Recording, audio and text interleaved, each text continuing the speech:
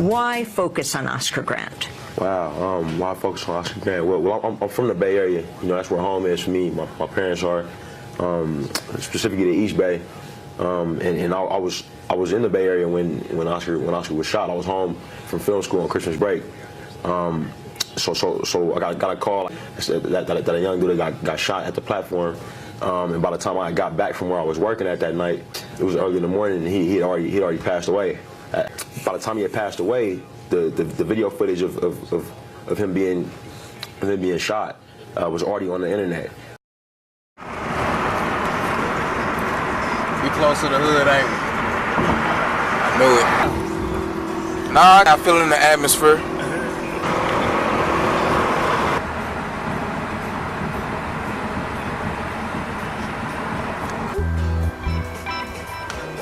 Yeah, this the hood. I can tell.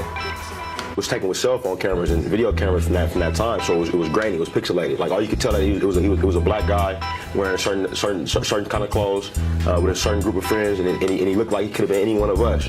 Like he dressed like all of us. You know what I mean? His friends like my friends.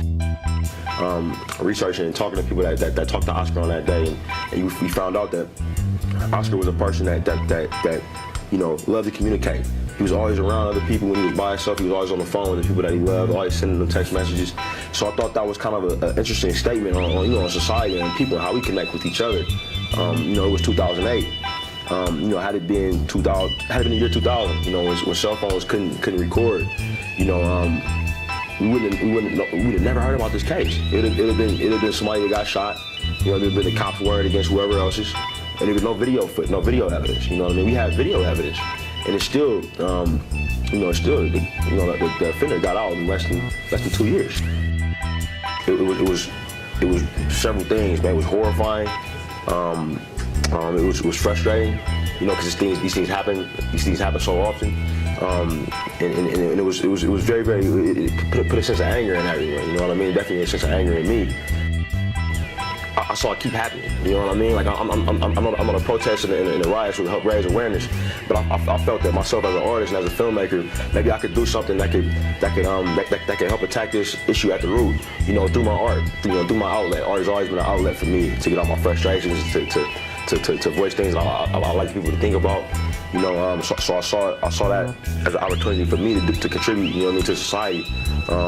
When I got into film to always make things that promote ideas of social change, you know what I mean? I'm gonna go up here and get footage of where it's at, man. I told y'all when I come to Cali, I'm coming to Oakland.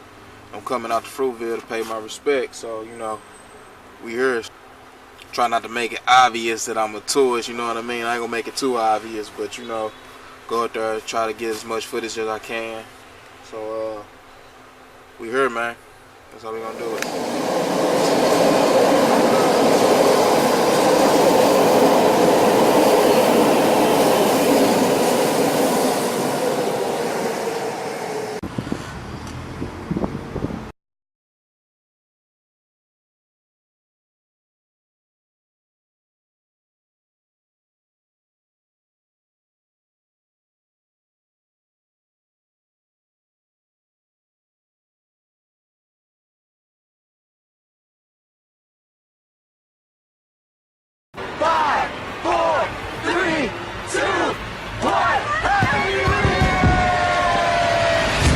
Shots fired at Fruitvale. We're just trying to get home. What is going on? Next stop, Fruitvale Station. You guys got plans for the night? I meet up with the fellas, head out to the city. Why don't you take the train out there? That way you guys can hang out and not have to worry about anything.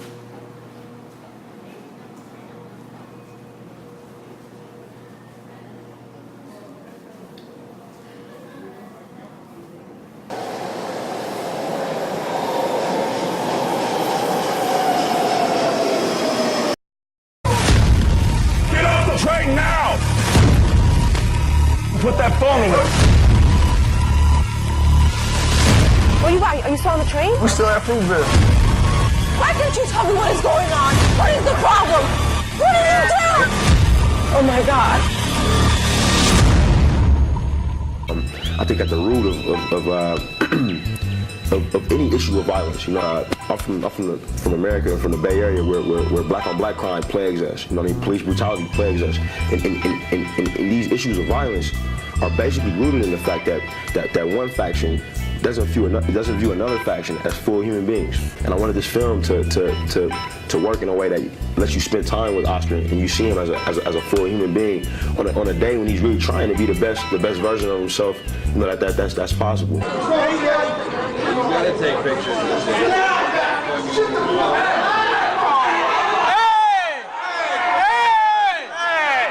Hey, come on, man. That's hella unnecessary. Come on now. Protect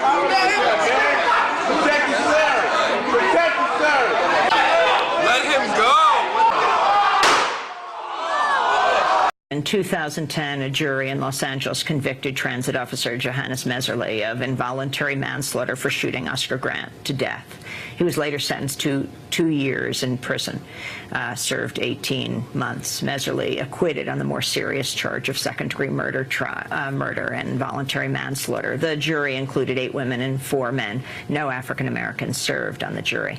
The system has let us down, but God will never, ever let us down. Though the system has failed us, though we fight continually, but you know what? One thing I know, that the race is not given to the swift nor to the strong, but to the one who endures till the end. And as a family and as a nation of African American people, we will continue to fight for our equal rights in this society. The scripture tells us that the rich bribe the judges, and certainly we have seen the judges be bribed. Certainly we have seen how this judicial system has worked. On such a case as this, we couldn't even get 6 hours of deliberation.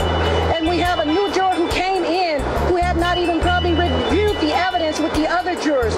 But the jury had already had their minds tainted. And so I believe, I still remember what Dr. King said, that he had a dream.